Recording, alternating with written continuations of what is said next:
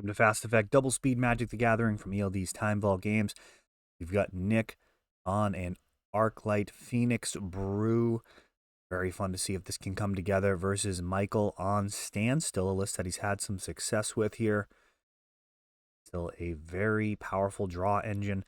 Your opponent often zigs when they should zag against. They either don't play cards into it when they should, or they do the opposite and just feed relentless card advantage as you chain Standstill into Standstill. We got a Thoughtseize that actually Force of Negation is going to stop. I was in the area during this opening sequence, and I believe Michael partially wanted to obscure the double Wasteland hand and also didn't want to show the hand because it was not a great keep. But sometimes your opponent will misplay into double Wasteland. See how this goes. Have another land drop. He's just going to play the Wasteland from hand. Other Wasteland likely won't have a target. Most often be able to fetch out a basic, depending on the type of deck that he's playing. Wara. And a Brainstorm. Wow, Nick. Really valuing the shuffle so highly that he walks away from the Lotus Petal.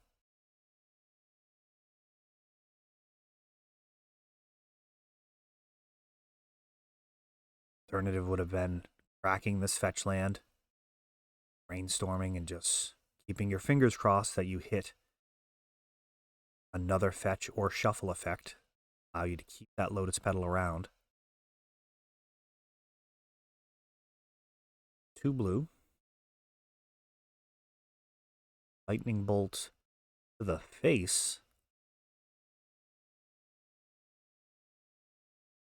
And a Gut Shot.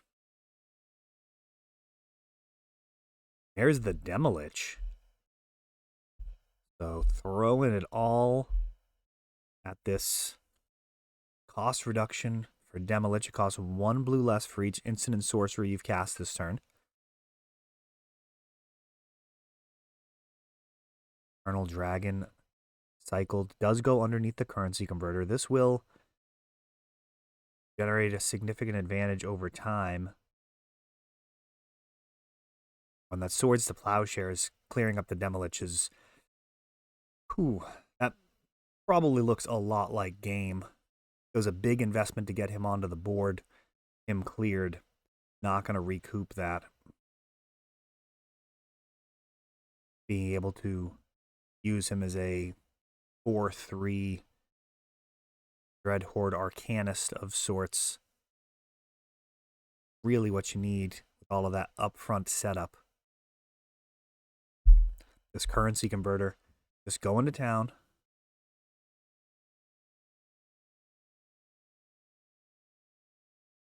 Cards underneath it from its looting ability, also from the cycling. Cards like Eternal Dragon, Lorien Revealed. No shortage of ways to make this currency converter work. Right now, got a couple of black rogue creatures just chipping away, and just like that, click, click, click, 3 hits. And that is closing out the game underneath a Standstill.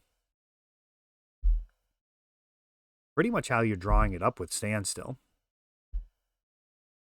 Being able to work underneath it. Forcing the issue. There, Nick didn't even have the ability to break the Standstill and do anything meaningful, but putting your opponent in a position where they need to, ponder to try and find an answer, let you draw 3. I mean, it's just very difficult to fight on both ends there. You're fighting for the board, but then hand gets out of hand with Standstill. That's how you draw it up, at least. Currency converter, kind of in the same realm as Staff of the Storyteller in terms of incremental advantage, very low to get down. Investment. Biggest thing you're investing is the card, really. But in the case of currency converter, Potentially finding that off of Urza's Saga.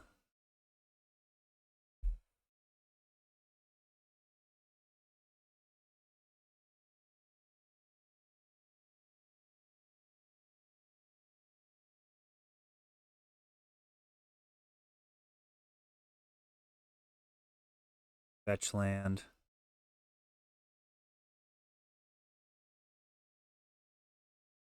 It's one you don't see very often in Legacy. 2/1, third path Iconoclast. You've got this 2/1 body that creates 1/1 artifact creatures.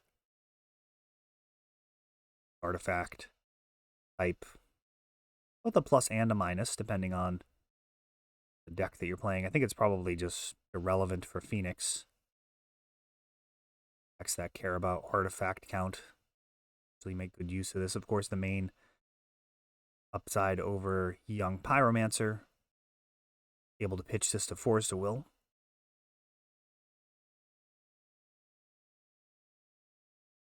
High in the pressure here, continuing. Once you have a body like this out, pretty happy cantripping into more cantrips, just getting that extra value.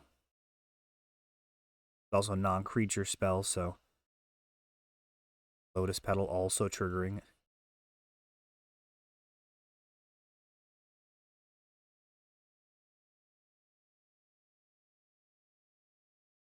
Searching up a island, such a strong card.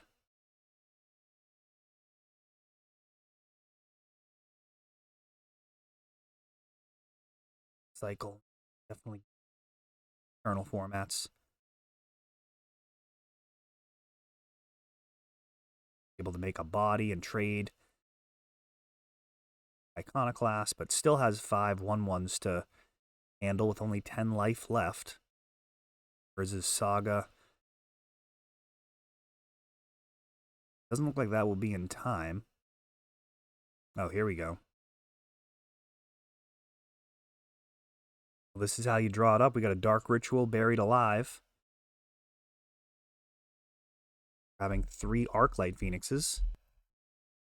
Wasn't actually sure we'd get to see this match. Brainstorm's the third instant or sorcery. Brainstorm, Dark Ritual, and Buried Alive means Arclight Phoenixes are going to be coming back. Everything turns sideways. Michael facing down, like 14 damage. He can make a single shark. That will not be enough to keep him alive. All right, well, at least we got to see that. That's kind of what you're going for when you're playing Phoenix. It is not a top-tier deck at this point. You are hoping to do the thing at least a few times during the evening. I don't know that it's a list that I'd choose to run at one of the ELD Opens, you know, the higher stakes $50 buy-in events.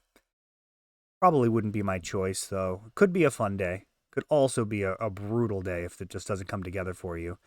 This is just one of our Wednesday night Legacy. Run Wednesday and Fridays here at the shop. Good time to experiment, get some reps in with a deck that perhaps you're struggling against. I'm always a fan of that. If I actually am losing against a deck, I am very quick to actually build it and play with it. It can really give you insight into the lines and potential weaknesses of the deck. Skipping ahead past the shuffling, Michael will have the play. Here we go. Basic Island. Pass my kind of magic right there. Dragon Rage Channeler Nick coming out fast this game. Wasteland takes out the Volk. Just gotta check and see if it's a one-lander or not.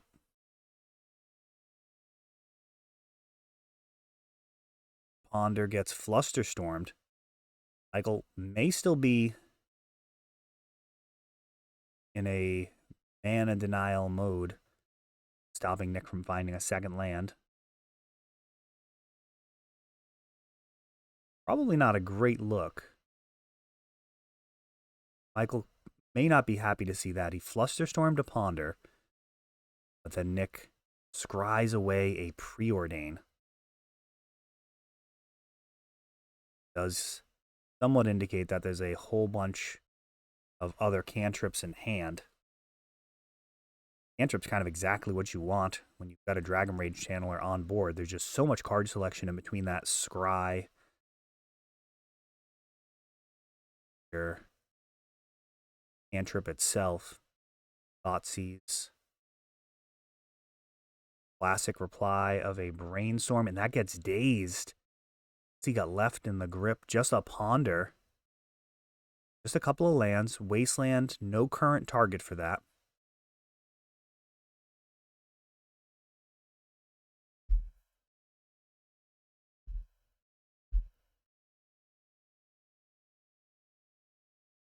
Now, both players actually missing the interaction with Thoughtseize and Currency Converter.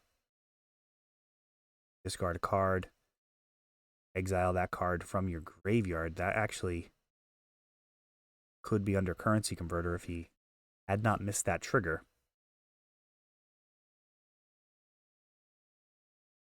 Very close game here. Absolutely could be the difference between winning and losing. Constructs, pair of them being made.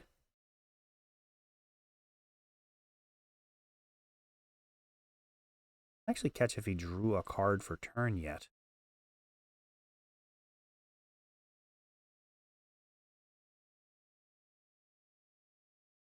He must have. We've passed back to Nick, and he is now Dark Ritualing out an opposition agent. Oh, I see. This is in response to the search trigger.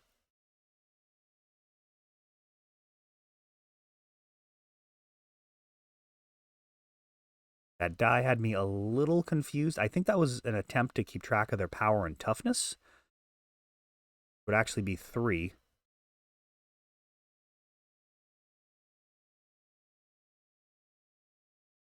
Soul Guide Lantern. Now making these constructs. Biggest thing on the battlefield. One of them comes across. And with that Urza's Saga waiting in the wings, 2 more constructs potentially incoming, adding crazy amount of extra power.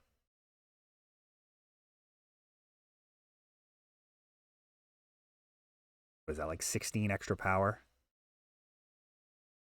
Oh, even more if it gets to search, if this opposition agent does get removed somehow. Not looking good here for Nick. Urza's Saga kind of single-handedly taking this one down.